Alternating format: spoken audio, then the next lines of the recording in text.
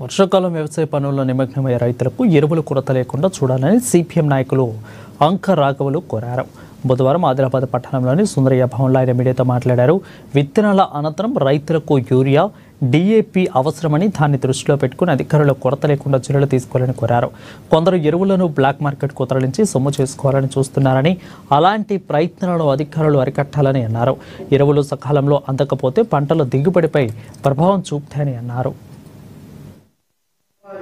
ఏరియాలో రైతులు urea, DAP కొరతతో మరి అదేవిధంగా వ్యాపారస్తుల బ్లాక్ మార్కెట్ వల్ల యూరియా, డిఏపి అందక చాలా ఇబ్బందులు పడుతున్నటువంటి పరిస్థితిని వెంటనే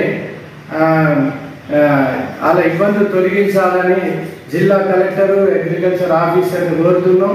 వాళ్ళకి వెంటనే అందించాలి యూరియా, డిఏపి అనేటువంటిది.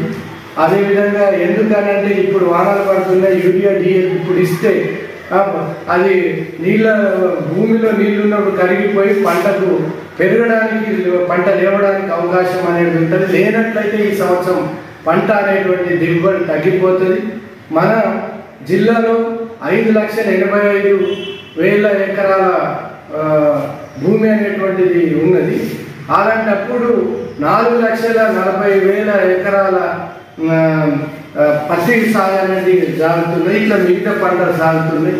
ఇలాంటప్పుడు మన జిల్లాకు 98,000 మెట్రిక్ టన్నుల యూరియా అవసరం ఉంటుంది. కానీ జిల్లాకు వచ్చింది 48,000 మెట్రిక్ టన్నులే వచ్చింది.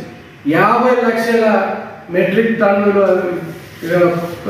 ఎరువులు అనేటువంటిది తగ్గింది. దీంతో ఏంటంటే రైతులకు ఎరువులు, అదేవిధంగా డిఏపి, యూరియా, డిఏపి కాంప్లెక్స్ ఎరువులు అనేటువంటి అందరి పరిస్థితి వచ్చింది. ఆదిలాబాద్ ఏరియాలో